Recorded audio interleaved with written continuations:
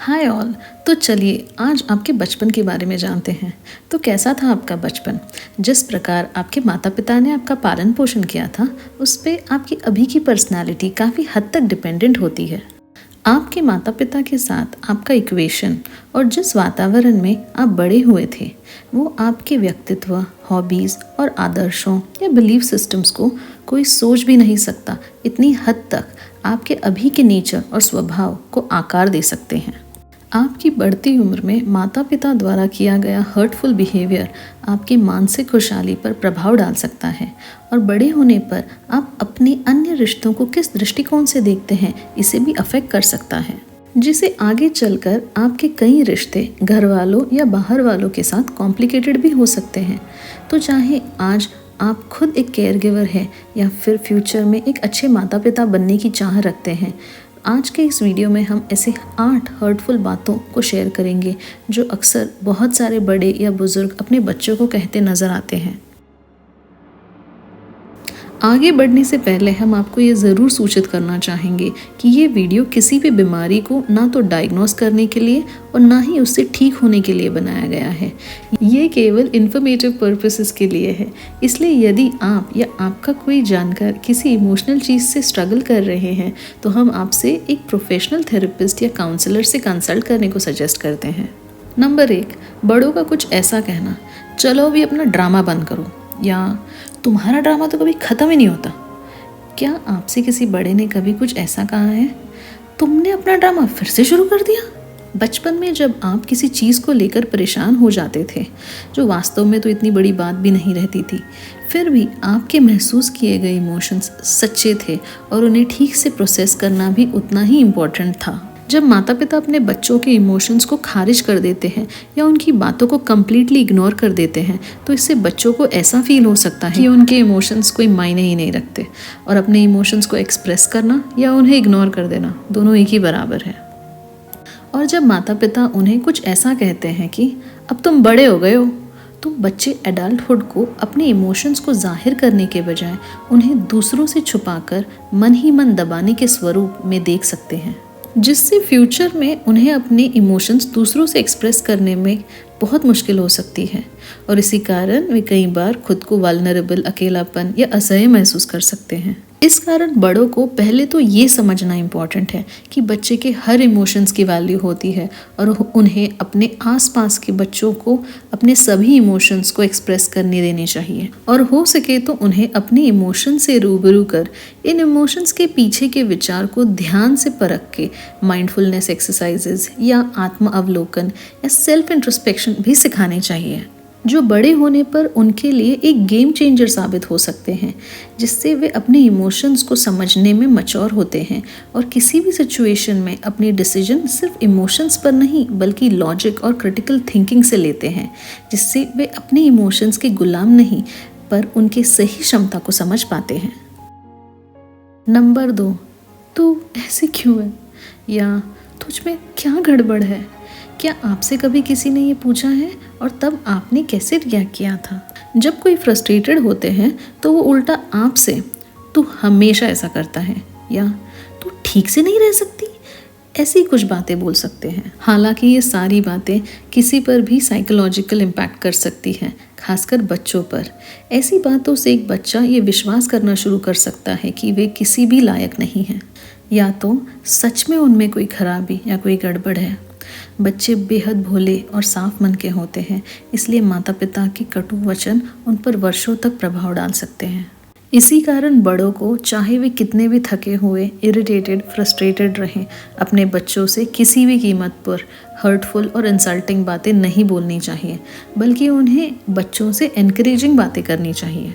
ये जैसे, चलो बताओ मुझे क्या प्रॉब्लम है, या मैं हमेशा तुम्हारे लिए अवेलेबल हूँ, तुम जब चाहो मुझसे बात कर सकते हो, या कुछ ऐसा, तुम जब कंफर्टेबल हो हम इसके बारे में तब बात कर सकते हैं।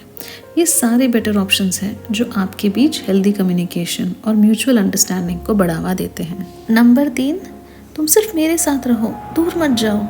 क्या आपके माता पिता बहुत ज़्यादा प्रोटेक्टिव हैं? कई माता पिता अपने बच्चों के सेफ्टी को लेकर स्वाभाविक तौर पर हद से ज़्यादा प्रोटेक्टिव होते हैं। हालांकि अपने बच्चों के प्रति लिमिट से ज़्यादा पॉसेसिवनेस बच्चों की इमोशनल ग्रोथ को नुकसान पहुंचा सकते हैं। जब माता पिता अपने बच्चों को बाहर की दुनिया और उसकी कॉम्प्लेक्सिटीज़ का पता नहीं लगने देते और नई चीज़ों का एक्सपीरियंस नहीं करवाते, तो बच्चे हमेशा गाइडेंस के लिए अपने माता पिता पर ओवर डिपेंडेंट हो सकते हैं। जबकि ये जीवन की सच्चाई है कि कोई माता पिता आजीवन अपने बच्चों के साथ नहीं रह सकते। बड़ों का हमेशा अपने बच्चों की उंगली थामे रखना या उन्हें इंडिपेंडेंट नहीं होने देने से कई बच्चे बड़े होकर प्यार की डेफिनेशन को दूसरों पर कंट्रोल पाने में और सभी चीज़ों पर अपनी हुकूमत जताने समान महसूस कर सकते हैं, जबकि वास्तव में लोग वस्तु नहीं होते और सभी को अपनी गति से बढ़ने और मैच्योर होने का पूरा हक है। नंबर 4, बड़ों का कुछ ऐसा कहना, जब तक तुम इस घर में हो यहाँ सिर्फ मेरी चलेगी। तो क्या कभी आपके माता पिता ने ऐसा कुछ कह के आपको गिल्ट ट्रिप किया है?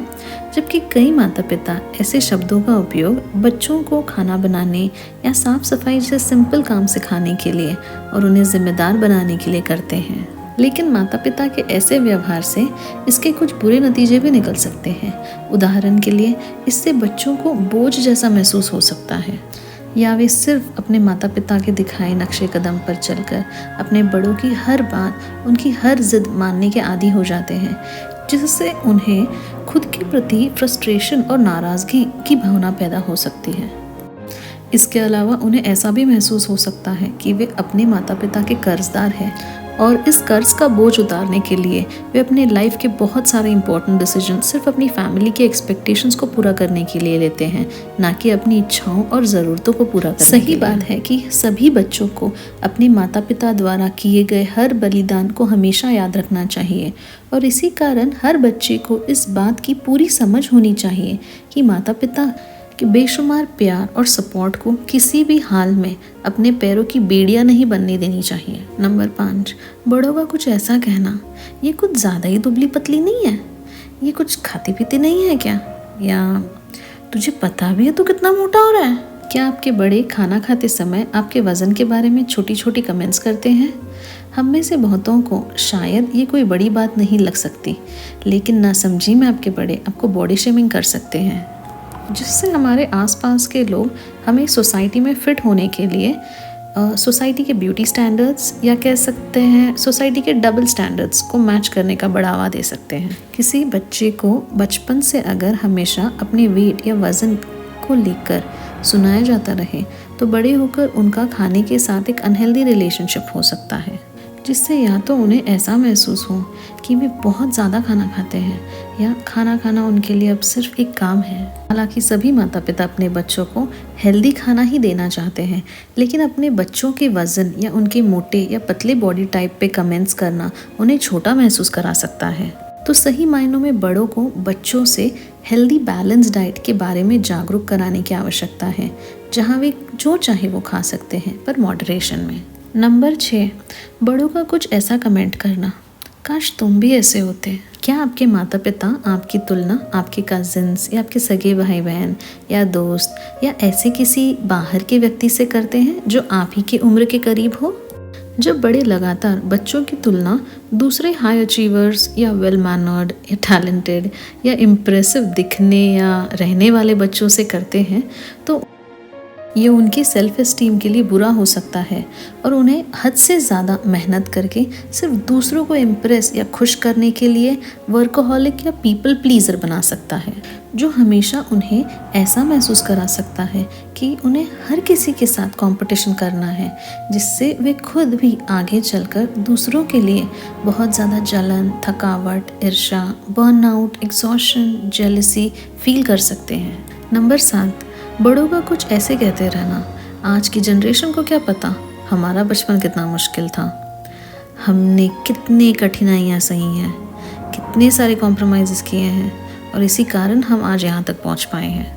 क्या आपने कभी अपने बड़ों के किसी निर्णय पर आपत्ति जताई है, लेकिन अपनी बात प्रूव करने के लिए ज़्यादातर आपको ऐसे फिल्मी डायलॉग्स ही रोज़ सुनने मिलते हैं? बड़ी प्रॉब्लम तब होती है जब हमारे बड़े अपने बच्चों की समस्याओं और विचारों को सुनने के लिए तैयार ही नहीं होते।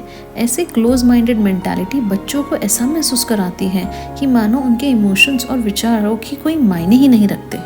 इस कारण बड़ों को भी ये समझना बहुत इम्पोर्टेंट है कि दुनिया बदलती रहती है और हम सबकी आकांक्षाएं और सोच विचार कभी सेम नहीं हो सकते। इसलिए हमें दूसरों के भी पर्सपेक्टिव समझने की कोशिश करनी चाहिए और जो कुछ कई सालों पहले उनके लिए काम कर गया हो वो शायद आज के वक्त में हमारे ज़्यादा काम ना आए। नंबर 8, माता पिता का कुछ ऐसा कहना, मुझे तो तुम पहले से ही नहीं चाहिए थे। कपल्स के बीच में अनप्लान्ड प्रेगनेंसी बहुत कॉमन है, लेकिन बच्चे के साथ ये शेयर करना एक अच्छा आइडिया नहीं है, खासकर कि तब जब बच्चे छोटी उम्र के हों। इससे बच्चा खुद को अनवांटेड या बोझ मान सकता है जो उन्हें आजीवन अफेक्ट कर सकता है। और आपके सिर्फ ये कह देने से आई लव यू एनीवेज बच्चे के दुखी मन को कुछ ज़्यादा फर्क नहीं पड़ता। बच्चे हमेशा अनकंडीशनल प्यार चाहते हैं और इसीलिए यदि आप अपने बच्चों को अपनी अनप्लान्ड प्रेगनेंसी के बारे में बताना चाहते हैं तो आप उनके बड़े होने तक इंतज़ार करें या इसे बहुत ही सेंसिटिवली उन्हें समझाएं। तो क्या आपने अपने बचपन में आज डिस्कस की गई कोई बातों को सुना है? यदि हाँ, तो इन बातों ने आप पर क्या प्रभाव डाला है? नीचे कमेंट्स करके हमें ज़रूर बताएं। यदि आपको ये वीडियो हेल्पफुल लगा है तो इस वीडियो को लाइक और शेयर करके उन सब लोगों से प्लीज़ शेयर करें जिन्हें ये आगे मदद कर सकते हैं। और हमारे नए वीडियो की नोटिफिकेशंस पाने के लिए बेल आइकॉन को ज़रूर दबाएं। इस वीडियो में रेफरेंस किए गए स्टडीज़ और रिसर्च नीचे डिस्क्रिप्शन में लिखे गए हैं।